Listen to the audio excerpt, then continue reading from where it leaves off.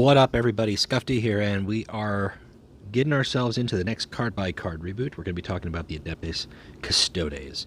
The Adeptus Custodes were added to the game in the Prospero expansion. They were the first non-Space Marine Legion faction to be added to the game, not counting the neutral factions, which were able to be mixed with everything. Neutral cards, Imperial Army, Mechanicum, and Chaos can go with anything, but the Custodes became their own faction. So that was a big first. They were kind of a teased reveal, and then they broke out, and then they were out there, and everybody was shocked and amazed and excited. And a year has passed, and there have been relatively few changes to the Adeptus Custodes card pool. So we're going to take a look at the cards here as they stand up now with the current iteration of the game. We don't yet have new neutrals from the Defenders of Caliban expansion, so we're not sure how that's going to shape or impact the Custodes, but we're going to take it as they are currently. So Amon Taramakian, this guy here is the fourth warlord that was added to the faction, and his ability is very simple. First Strike, which was one of the abilities that debuted with the Custodes, which basically allows when they're attacking, if they kill the enemy doesn't retaliate. So if it's got 2 health and he attacks for it, he doesn't take any damage, which is great on a warlord. That's fantastic. In addition to that, he's got this really nice ability for 2 energy. He can deal damage, 1 damage, and if it's a troop, he can stun it. Taramakian in of himself is kind of an anti-Custodes warlord. He can just stun the Custodes troops who have Sentinel, and then that's really just going to hamper your opponent from drawing cards. But that First Strike is very powerful. Taramakian doesn't see a lot of play, but he's pretty good. I think usually he gets passed over for either Valdor or Nassau. And we'll take a look at Nassau for the reasons being, I really enjoy Nassau. Nassau, first off, has high initiative, so that's always a nice bonus. His ability is one of the classics, 2 to deal 2. But if it dies, he gains precognition until your next turn, and that can save him many a times. In conjunction with his First Strike, killing Nassau can be very difficult. You've got to have direct damage tactics or abilities that are going to deal damage, or you've got to have high health troops who can withstand his ability to basically either First Strike combo them or deal a tactic to drop their health low enough where he can First Strike them or deal precognition and kind of set up his combo. Erisad Nassau, I did a video with him way back when, upon release, and he hasn't changed much, but the cards within the tools that he uses, although they haven't changed, I think players have kind of come to a refined understanding as far as how to optimize him the best. It should be noted, and I'll go through down here at the bottom when I get to the counterattack, but the counterattack card for the Custodes is super fantastic in the way that how it works. We'll talk about when we get to it hopefully after looking at all the cards, you can kind of see why. Constantine Valdor recently received a change to his Reckoning, not necessarily his Reckoning ability, which is very powerful, but rather the Reckoning, the triggers that require it. So his ability to pay 2 energy, drawing a troop to your deck, seems okay, but when you think about how the Custodes operate, it's actually very important and very powerful because it allows him to put down these troops with Sentinel and continue to draw more cards, and their troops specifically. So he's not going to run out of bodies to throw at your opponent. The downside of that is he won't be drawing up any of his tactics. Now, when he transforms into the Emperor's Spear, he gets this amazing.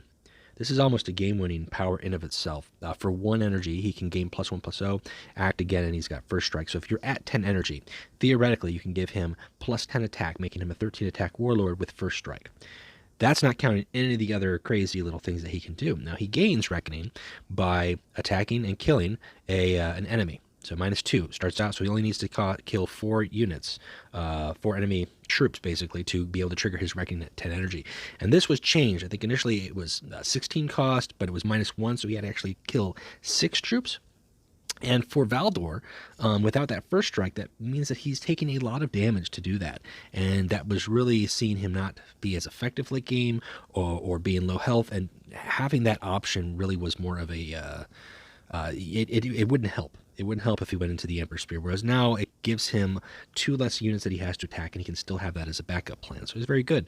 When they came out with this alternate art about a month or 2 back, he saw a big rise in place. It's really nice art, by the way, given some of the alternate arts that we've seen. But he's a solid warlord. He plays very well. You have to know how to play him, but he can play very well.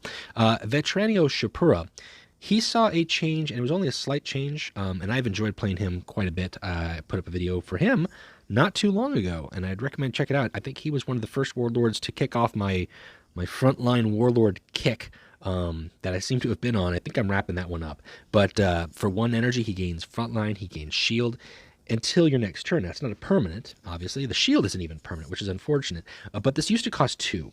This used to cost 2 energy, and that was kind of too much for what he was playing, because basically he was playing 2 energy behind just to play troops on curve to protect them, and that kind of limits him.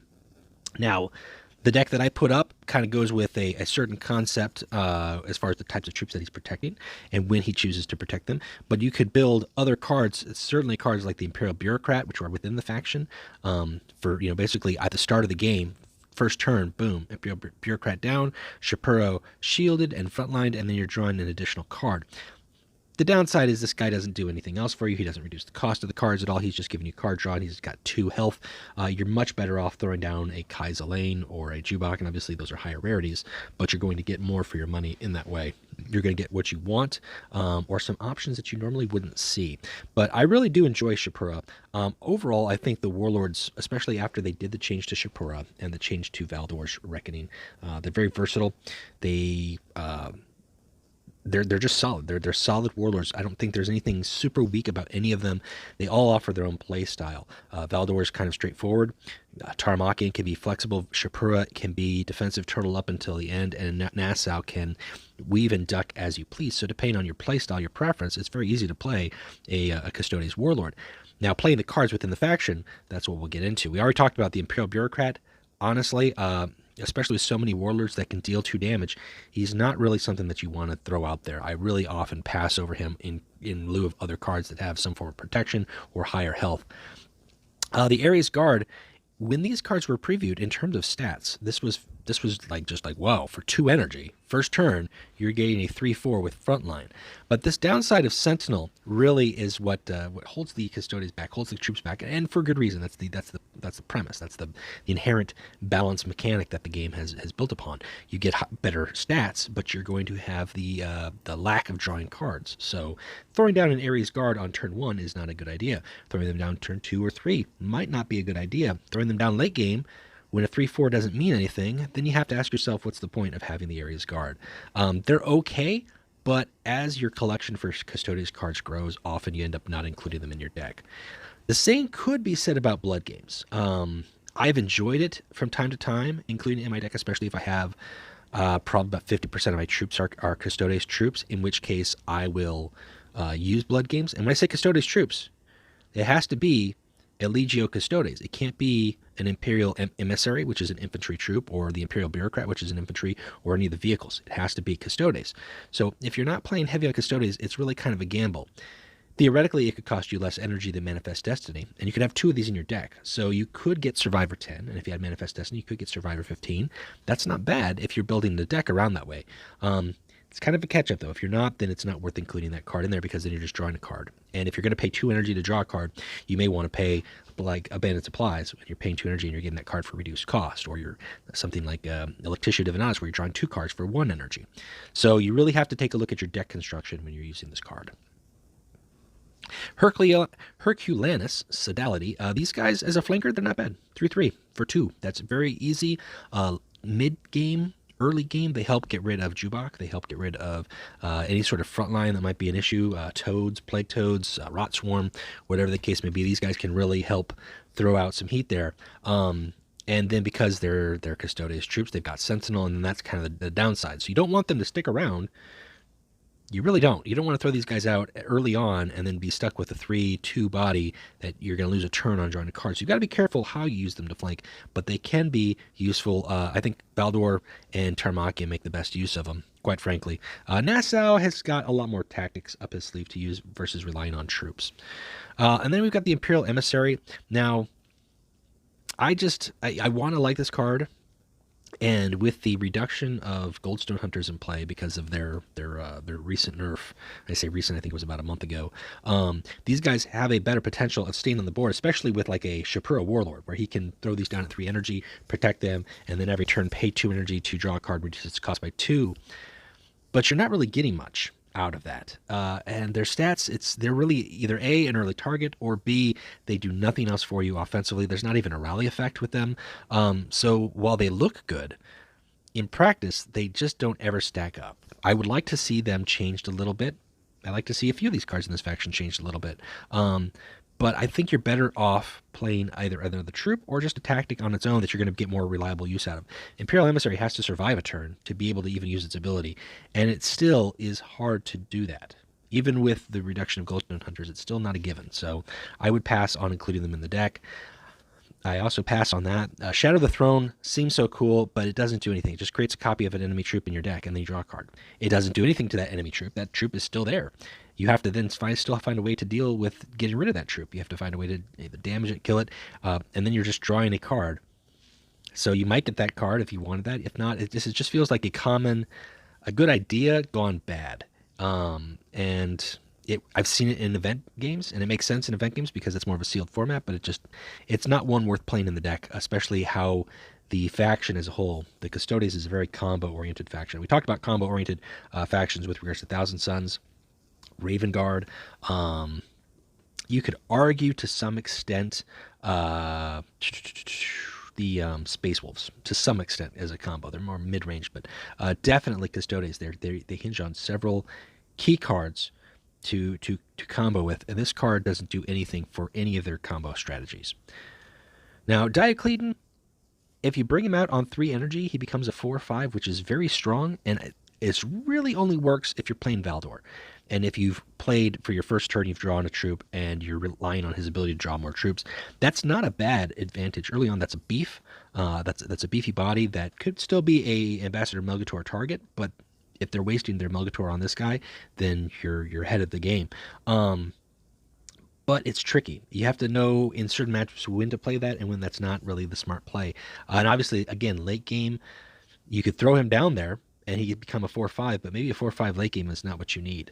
Maybe a 4/5 late game actually ends up being a 3/4 because you've already got enough troops on the board who are just going to survive. So it depends on your deck build. Again, I think Valdor makes the best use out of him. That's about all I've got to say about that. Last line. I've used this twice, and it's okay. I think it's overcosted for what it does. As much as Survivor 2 to a friendly troop and frontline is nice, it doesn't give ward, it doesn't give shield. And, comparing cards with side by side, you do have Artificer Armor, which doubles the health of a troop, or you've got the Dragon Scale Shield, which gives frontline shield and +0/+2 for 4. So, I mean, theoretically, side by side, it's a better cost card, right? You're getting frontline and Survivor 2. You're not getting shield, but you're also not paying for energy. But you really have to know when to play it. I think if you were building a proper deck, I think Amon Taramakian and maybe Valdor might make some good use of this. I think otherwise, if you're putting Survivor 2 on your Custodes troops, and it goes with any troops, but I mean, theoretically, you're using more Custodes with their higher stats, you might be hindering yourself. So that's why I think Valdor can make better use of that because he can give them Survivor 2, but then he's still drawing troops anyways. Now, Michaeler Corbinus, this guy is a must-have. There's no doubt about it. This is not a unit that you put down early on. This is a unit that you keep in your hand for your end-game combo. This is one of the key pieces in the best combo that the Thousand Sons have going for them. Michaeler Corbinus makes his adjacent units +2/+0. That includes your Warlord. That includes any fast troops that you might have, any flank troops that you might have, any troops that you have on the board. Goldstone Hunters are 2 health, so you could drop them, they attack. Because they're 2 health, they die, and then he shifts in adjacency next to your Warlord or another unit, and then that unit has +2/+0. Michaeler Corbinus is absolutely a must-have. And again, you do not use this right away. If you're throwing this out early in the game, you're losing a very valuable tool. Now, Mortoy's Wrath. This is a good card. This is a good card, especially when you combine it with some of the faster troops or the flanking troops. You throw this down for 5 energy on the Hercules Sodality. You've got a flanking unit that does 6 damage, and you've also drawn a card.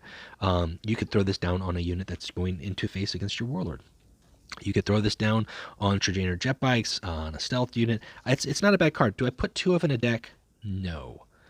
I don't think so. I might put 1 of in a deck, especially troop ratio wise. I'd rather have tactics that deal damage across the board that don't require a troop.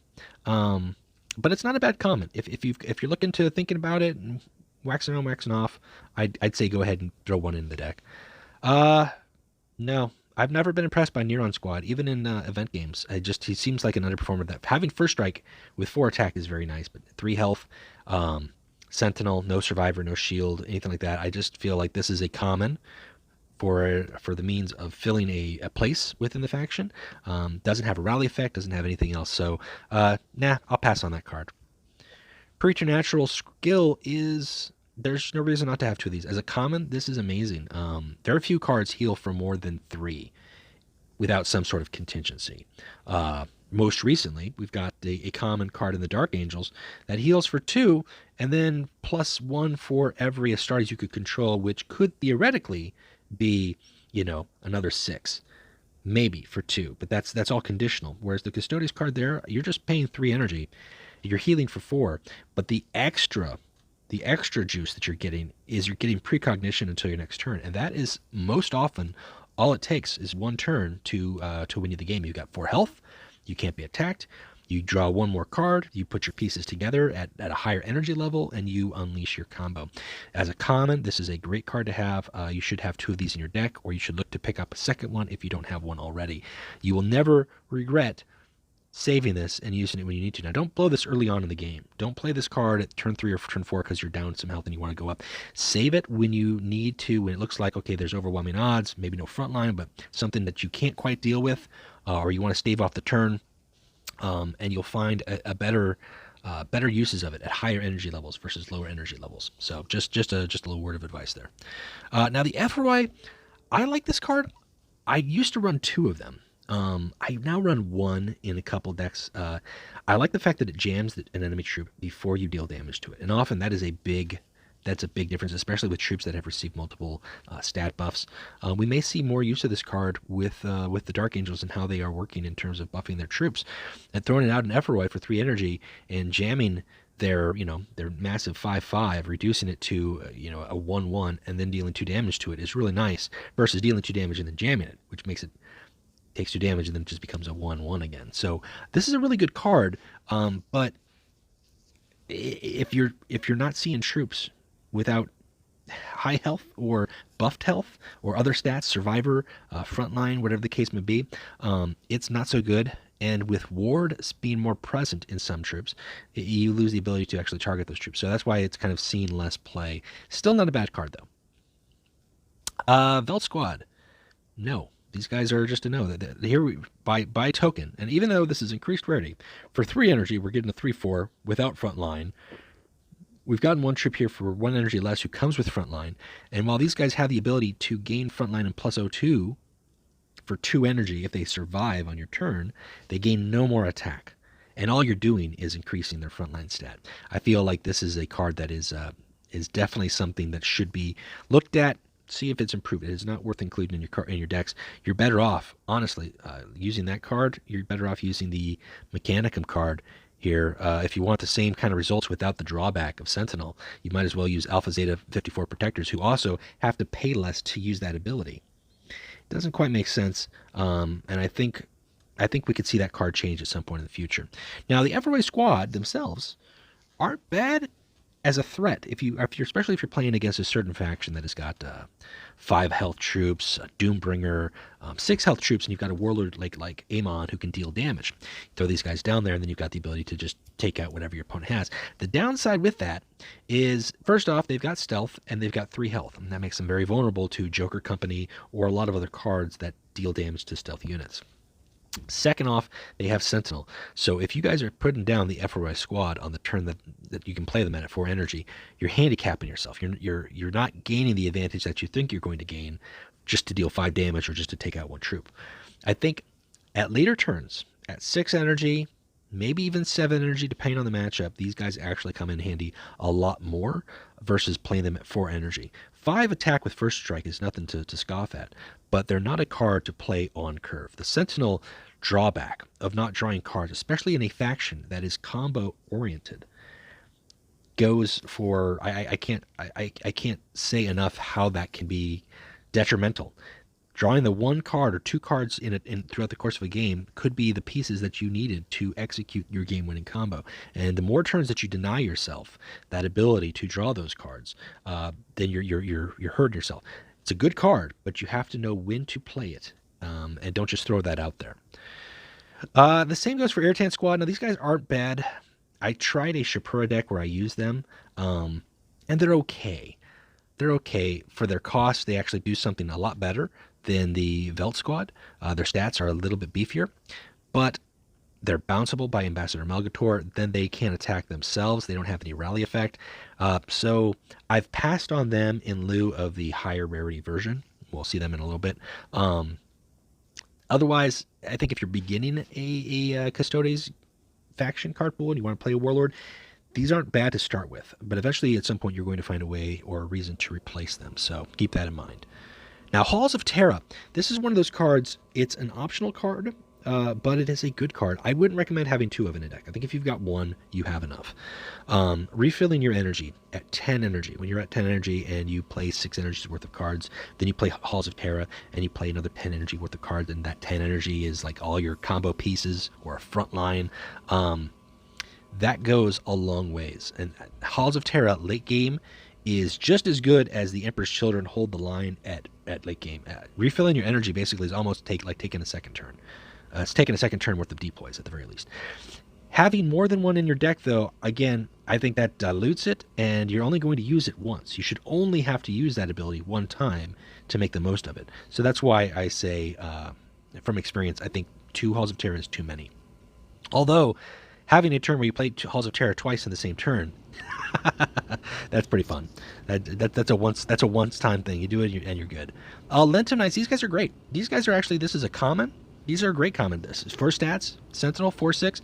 This is definitely one where you would play this at 4 energy with Valdor. There's no drawback there. You have a nice body of frontline. You have Sentinel, but you're not worried because you're Valdor, so you're still drawing troops, and you've got a body who's going to protect you and or deal damage. Those are a good card. That's a good common to have. And I would put it in Valdor for sure, possibly in Terramachian. You could make the argument for Nassau or Shapura. It really depends on what you're comfortable with. I don't think they're necessary in both of them. Now, Lex Ultima, here's another card. Just like Halls of Terra, as a 1 of, I think it's better than as a 2 of, although it's got a great ability. Late game, maybe even mid game, this is one of those cards that your opponent isn't banking on you to have, and they let you keep your Sentinel troops in play because they think that they'll undermine your drawing ability, and then you just play Lex Ultima and draw a bunch of cards anyways. The downside of this late game is if your opponent is just dropping their hand, or they've only got 3 or 4 cards in their hand, and they actually have less cards in their hand than you have, then this card does nothing for you. And that's why having 2 of these in your deck it's not reliable, because you might not be able to play it good enough the first time. At least with Halls of Terra, you can definitely play that twice. You know, Lex Ultima, you play that once, and then you've got more cards in your opponent. You're not going to be able to play Lex Ultima a second time. It's not worthwhile.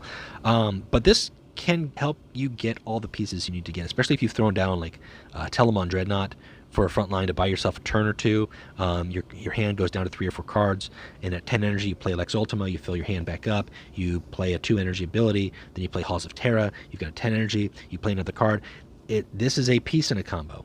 It's not integral, but it is beneficial. So having one of is not a bad idea.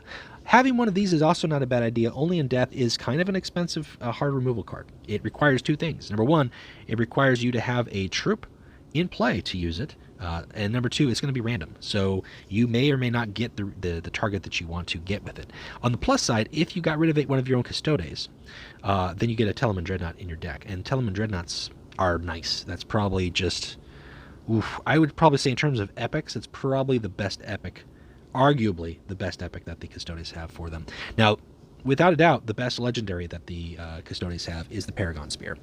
And I say that for a couple reasons, but the biggest reason is, as I talk about this faction being a combo-based faction, with it being a combo-based faction, this card is the card in the game-winning combo. Just like Vengeful Spirit is the game winner, Pride of the Emperor, McCragg's Honor, Paragon Spear is the tool that you give to have at the start at turn 3. Then you've got the pieces that you are able to play the Lightning Blow, which gives your Warlord +1/+0 and Bloodthirst, making them at the very minimum, a 3 attack Warlord who can attack twice. And then you throw down Coburnus, you're at 5 energy. You now have a 5 attack Bloodthirst Warlord. Then you throw down some sort of fast attack troop next to them. You're dealing more damage. Or you play Auric Mortalis. You're dealing 5 damage across the board. All of the tools hinge around Paragon Spear, increasing not only the attack of your Warlord, but also the Bloodthirst, the being able to act twice, is huge. This card is the first legendary that you're going to want to pick up for the faction. If you're playing Custodes, you need to have this card to really get the full experience, but also to unlock their full potential, without a doubt. No, I'm going to pass on in the same way that that last line feels lackluster. There's no reason not to say that Presidium Shield doesn't feel lackluster as well. As a matter of fact, this is almost the exact same thing as the Dragon Scale Shield. The only difference is the rarity. I don't like it. Trajannar jet bikes. Now these are just key. I did spoilers for these guys when they came out, and this is a troop that just really got me excited. The Battle Honor Return to Your Hand. Having these guys out to constantly threaten your opponent for any troops that they play on the board is one thing. That's fantastic. Because once you play Trajannar jet bikes, now your opponent knows, okay, great, well, anything I put out that's got 3 health, he's going to be able to get rid of. If I've got a 5 health troop, he can use his Warlord, he's going to be able to get rid of it. It gets frustrating for your opponent. Late game, again, as I said, with the Paragon Spear combo or the Michaeler Coburnus, you throw these guys down there, you are adding additional fast damage with your Warlord attacking. And then that's even more damage, whether that is clearing the way to get through a front line or just direct damage on your opponent's Warlord. These guys put in work. If you get them in your hand turn 3, turn 4, you have a comfortable, flexible way to respond to a lot of threats. That's always going to go back to your hand until you choose not to, until you throw it away for one last time. Very, very solid card. Artillery Veterans, for a common, for 5 costs, these guys are good. I wish they were a little better. I wish they had Survivor 3, but they work. They work hands down. The drawback is you are most likely going to have that lack of draw, but if you play them at 5 energy, especially with some of the Warlords, Constantine Valdor especially, you should be comfortable enough paying 2 energy to draw a troop or have other tactics in your hand to draw cards. So you're not going to be too handicapped. And meanwhile, your opponent has got to deal with this very strong troop that's going to be around either 2 turns or is going to require 2 to 3 cards for your opponent to get rid of. So that's a strong. If you're going to go with a Custodes heavy build and you want to use cards like Blood Games, you want to have 2 copies of that card in your deck. Auric Mortalis is another good card. At least one of in your deck. If you're playing Nassau, having 2 of those is worthwhile. Dealing damage to enemies equal to your Warlord's attack. As we said with Paragon Spear can increase your Warlord's attack, but so can Michaeler Coburnus, increasing it by 2. So just by that, Auric Mortalis can make 4 damage across the board. You also got some card like a Termala support, which can increase your Warlord's attack. Or you've got these guys here, the Airtan Squad. There's a lot of ways to increase your Warlord and then get a much more reliable defensive satellites with Auric Mortalis. This card there's no reason to take defensive satellites if you're taking Auric Mortalis, because defensive satellites might deal 1. And it can only deal up to 4. Auric Mortalis is going to deal at least 2 and can deal upwards to 6 to 7, depending on how you've set your clock in motion. Or I guess if you've got Constantine Valdor's the Emperor's Spear, it could deal 8 across the board minimum. So think about that. 8 across the board, and then he attacks for 8 with first strike. So Eternal Vigilance. I like this card. I've always liked this card. I like it especially on Nassau or Valdor, who are turtling up, who are defended, who've got a lot of front lines. The longer the game goes, this card works in your favor. Just that constant heal 1. It's heal 1 to your Warlord, so it's not going to be random. It's not like a Servo Harness where it might heal a troop. It's just going to keep your Warlord alive a little bit longer to do what they need to do. Do you need to play 2 of these in a deck? No. I think playing 2 is overkill. 1 is enough. And again, I wouldn't put it on Shapura or Teramakian. I think for them especially, they want to have some troops to support themselves because they're less likely to be able to either go into an overdrive mode with Reckoning, mode with Precognition. So just as a one-of. The Emperor's Gift I have seen in event games as a sealed. It's okay, but it's not great. I'd pass on it if you're trying to build a deck and you don't have too many Custodes cards. This is not going to do you any good because you're only going to draw Custodes from your deck. So it's overcosted for what it does, although its defensive ability as far as stun enemy troops that attack this troop sounds cool, but that's only if they attack it, not if it attacks them, or they use an ability or anything like that. So this card, pass. Termala support, on the other hand, is just solid. This is the higher rarity that I was talking about when I said I switched from Eritan to Tremalus. Increase in cost by 1, but the ability becomes an automatic. I don't have to pay for it. I can use these guys to attack as well as enhance my Warlord. Plus, their stats are stronger. At 5 attacks, 6 health, they're immune to Ambassador Melgator. They're just strong. Having 2 of these in my Shapura deck is very nice. In Constantine is very nice. In Amon, they're very nice. Not as necessary in Nassau, but they can be handy in Nassau. They're just a solid card. Good epic. No. This is just overcosted. I mean, it's a 5/5 that you pay 3 energy to give it +1/+0 to your units this turn. I have seen this used in events very effectively. And events, when there's limited hard removal, and this is a late game thing for you can make all your units +3 attack for 9 energy. That's not bad. That includes this card. But building a deck around a card that uses an ability, especially a very costly ability like this, you're better off having that 2 energy with the lightning blow on your Warlord, and then playing other fast troops or tactics from hand versus using this troop to pump things up. If they had a lower cost to the ability, or they had better stats, or they had a rally effect, they would be better. It's a common, so I understand why some of it's been held back. But this is just more effective, and it's guaranteed versus this one has to live a turn to do it, and I would rather go with the epic. Now this is another one. This is in events especially. This guy can seal the board. The Ad Sultan Heavy Assault Squad, for 4 damage, they can deal 4 damage. That includes against your opponent's Warlord. And if the target dies, it can act again, which is great because you're going to clear troops with that, and then it can attack with its ability, with its attack of 5. These guys are a little surprising when they come out because sometimes I forget about them. I forget that they're there. But they're very powerful. They're strong. I think they do a lot better in the sealed events than they do in open play. And because I think at 6 cost, people prefer to have Hunting Eagles. Hunting Eagles ends up being the better choice in terms between Ad Sultan, just as an epic, having this flank and first strike. These guys can in of themselves either lock the board or really put your opponent in a pinch. When I say Telemon, Dreadnought is probably arguably the best epic. When I say arguably, that's because Hunting Eagles are either a close second or for some are their first choice in terms of the best epic. I think as time has gone on, there's been a lot of tactics, other flanking troop options, as well as some options that can really put Hunting Eagles not in a great spot. The Sanguinary Guard, for example, is one unit that can respond to Hunting Eagles very nicely. You kind of bait them out. Hunting Eagles versus Hunting Eagles. Sometimes the game comes into who puts their Hunting Eagles out first is the one that loses.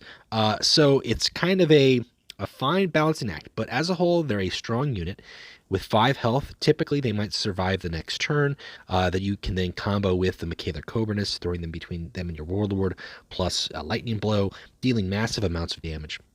Or if you've got late game options, you want to play Mortized Wrath upon them, making them a 9 attack with flank and first strike, and drawing yourself a card as well. Just a very good card. There's no reason not to have 2 of these. These are a must-have, absolutely.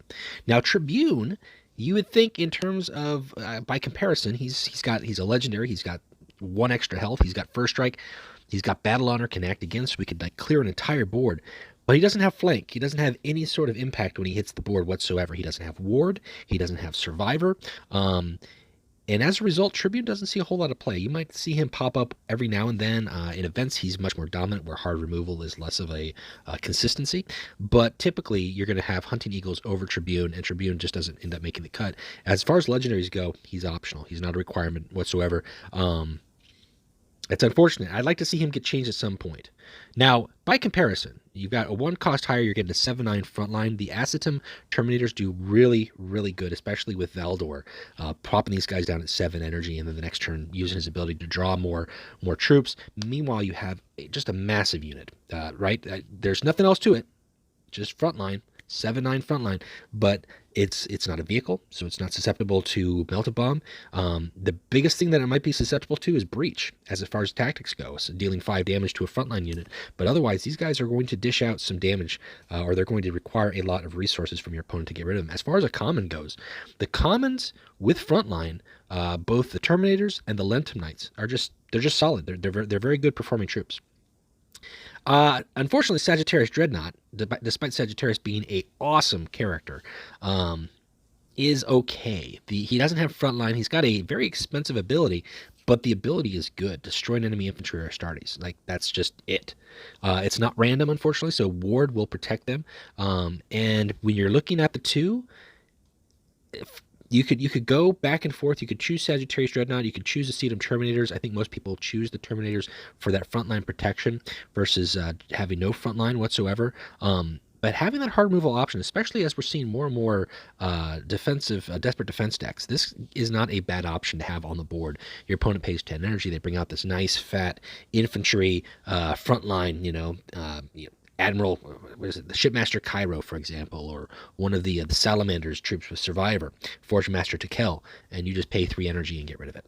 That's a strong ability. That's a strong answer to it. On the downside, he doesn't have frontline himself, so you really have to take a look at your deck, see what you're going for. If you want to do a Desperate Defense build with Custodes troops, that would be one worth considering, as well as I think would be the Aquilon Terminators. Just for the stats. They don't have, unfortunately, frontline, nor do they have stealth or ward. If your Warlord is attacked, they deal 3 damage to the attacker. Typically, once these guys are out, your opponent is going to find a way to get rid of them before they're attacking your Warlord. I think the ability could be tweaked a little bit better. I think we've seen better abilities in terms of the Shadow Wardens, Copper Mode, even, for example. So it's nice to have this ability on a very solid card and amazing artwork. But without frontline, without some sort of extra bonus in there, your opponent can just either choose to bypass these guys to deal like tactic damage, or they can get rid of them first before they do anything to your Warlord. And you really kind of just you're kind of drawing the game out at that point. If you're fishing for these guys to save you, then you're not in a good position. You're better off relying on a frontline, which will prevent many cards from hitting your Warlord, or a card in of itself that your opponent has to deal with, and it's going to require more than one card. Unless they've got a Time Melta Bomb, Kalitas Annihilator is nice. It's got shield, it has Sentinel, but anything that attacks it is stunned, which is important to note, especially with these Desperate Defense games that a lot of people have been playing lately. High-cost troops, high-stat troops that they think, okay, well, this troop will survive. I'll break the Annihilator, it's got 8 attack, and I'll deal with the shield, and I'll have a 2 health troop that still has 9 attack. But that troop's going to be stunned just by attacking. Even if it has sneak attack, it's still going to be stunned. Even if it has first strike, it's still going to be stunned. Anything that attacks this troop will be stunned.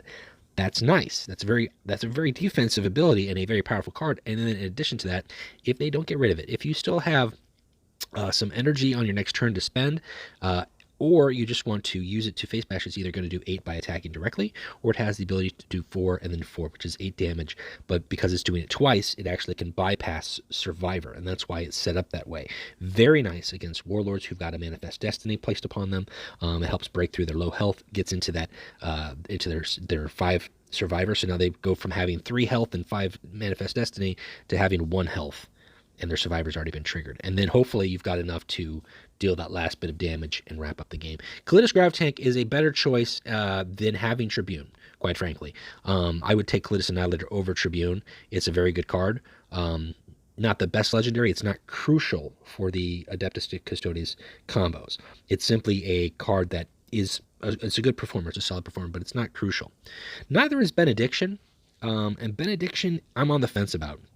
It has a good ability in terms of healing 5 to all of your units, which is nice, especially if you have 2 or 3 frontline units who've got 2 health left, but they're high attack value. You're going to heal them all. They're going to last longer.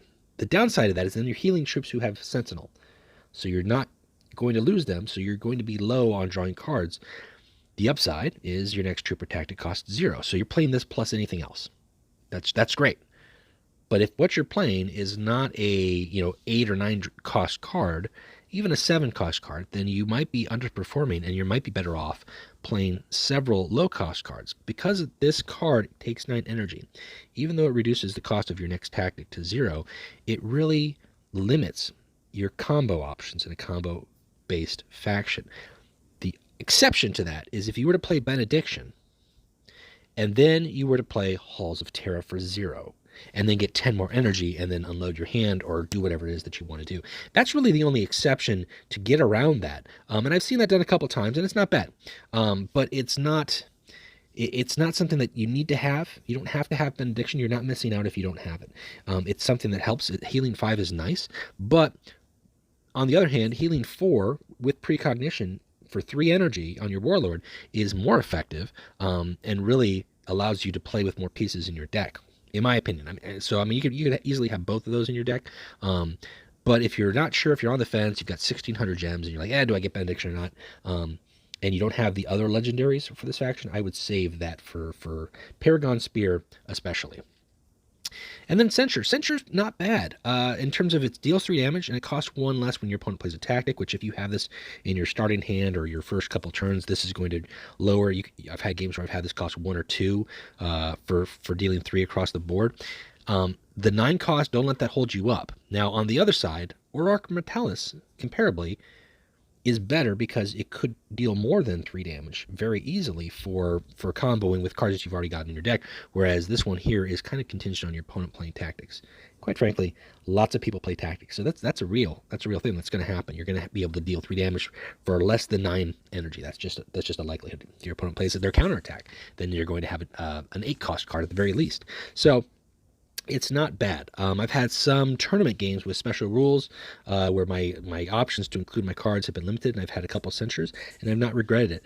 I don't think you need to have 2 of them in your deck. I think as a 1-of, it's okay. But I think I like Aurora Mortalis better. On the other hand, having Aurora Mortalis plus a censure in the same turn, that's nice. It's a good card. It's a good card. It combos well, especially if you're facing an opponent who's played 5 or 6 tactics through the course of the game. And at 9 energy, now you're able to play Aurora Mortalis for 2, and then Censure for another 3. You've dealt 5 damage across the board, plus attacking with whatever units that you might have. And then Telemann Dreadnought. Again, I think the only thing this thing doesn't have is Ward. I don't think it needs Ward. I think Ward would be just too much. It's very beefy. It usually requires 2 to 3 cards to get rid of it. That's a lot of resources from your opponent. On the rare exceptions, and I've had fun games where I've played like Ancient Horrend or Urtzi Malevolus or Meltabomb. Those are really your only tickets out of getting past dealing a lot of effort in trying to get rid of one of these guys. 7/9, Shield, Survivor 3. And then you follow it up with another one on your next turn, and you've got 2 of these guys. Sometimes that alone is enough to fold. And the fact that they've got Frontline protecting your Warlord is extra juicy. There is no reason not to have 2 of these in your deck. If you are running 1, you'll be happy.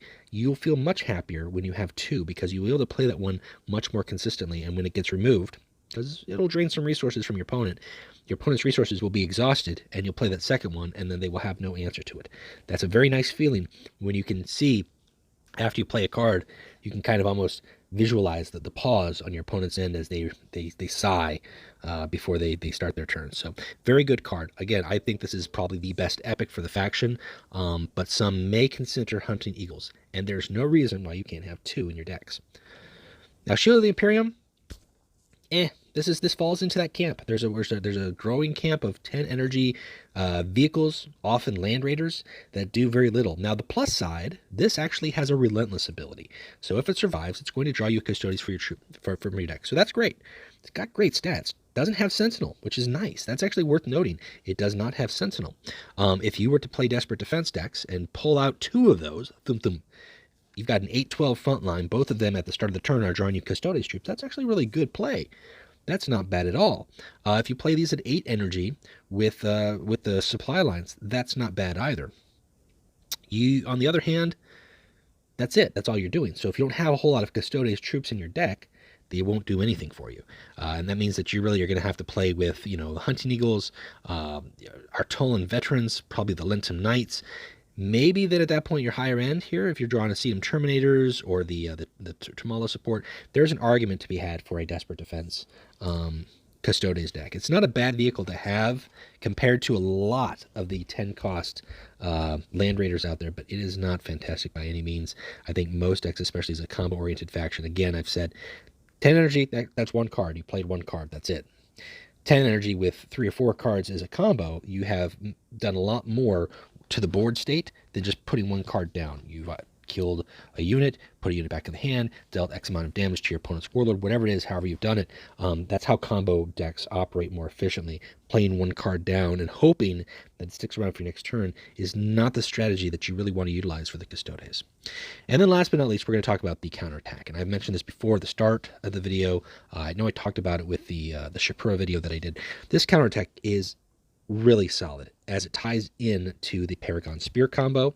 It gives your Warlord the ability to get rid of 3 health troops early in the game. It's super nice for Valdor to be able to get his Reckoning off and destroy an enemy unit.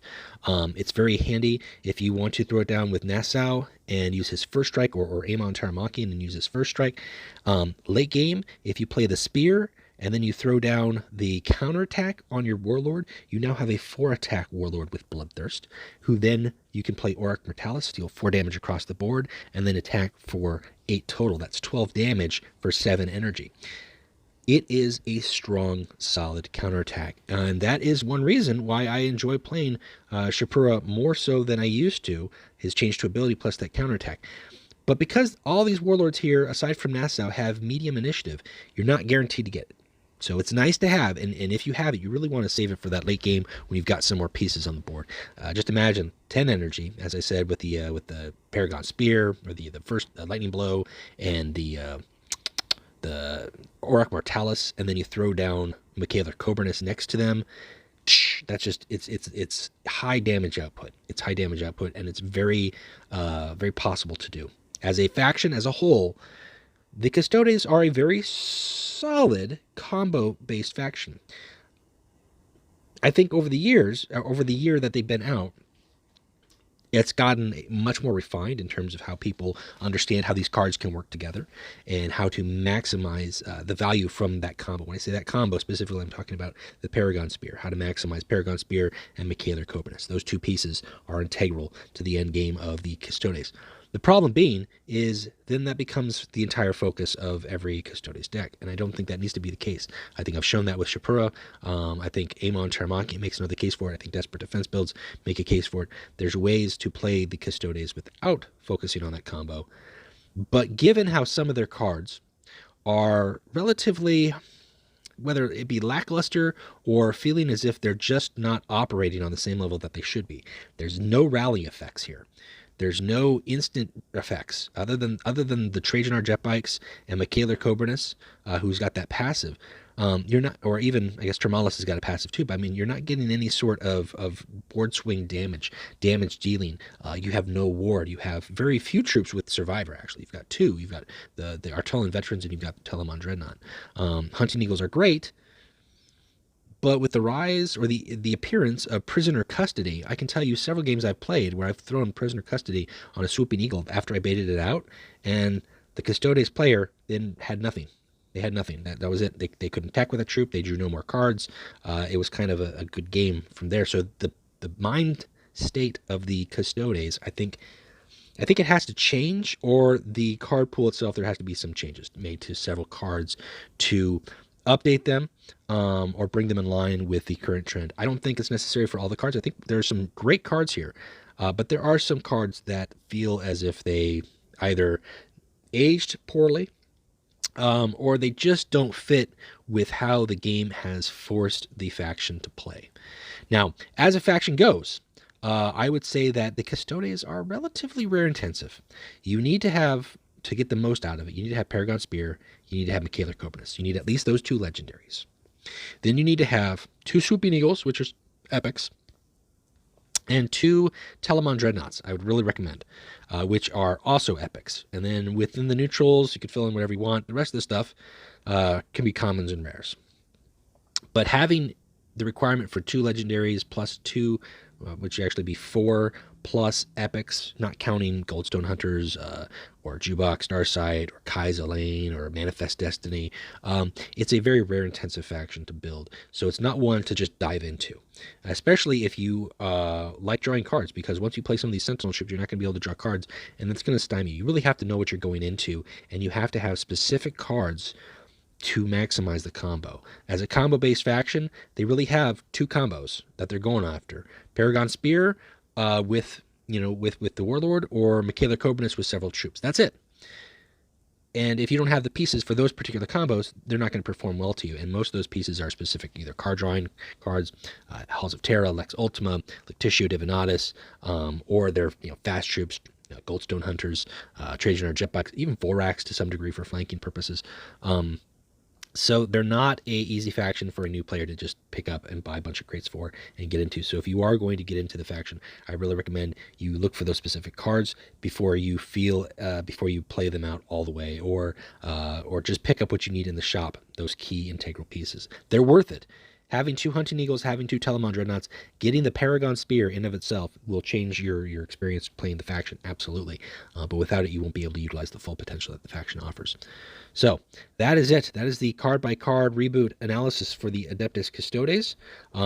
Next up, we will be going into the Word Bearers for our card-by-card reboot, and we'll be taking a look to see how they have changed. And that whole faction has had a massive facelift, so we'll be looking forward to that video either later this week or early next week. It's hard to say because we've got the Defenders of Caliban coming out on Friday, and that is going to take up a lot of my time because I'm playing the events, but also I've got a spoiler video to do for Defenders of Caliban. I'll be doing that at 1700 UTC this Wednesday. I should be getting the images, I believe, tomorrow, so I've got to do some recording for that. So that takes away time from other videos I need to be making, but it's for a good purpose because we've got new cards coming, and I'm excited for it. So I hope this video has been good to you, good for you, worth looking into, inspired you a little bit to take a look at the Custodes, or try taking a look at some of the cards that see a little less play, or if you're looking to get into the Custodes and try them out and you don't have some of the cards, I hope it gives you a clue as far as what cards it is that you want to be looking for in the shop.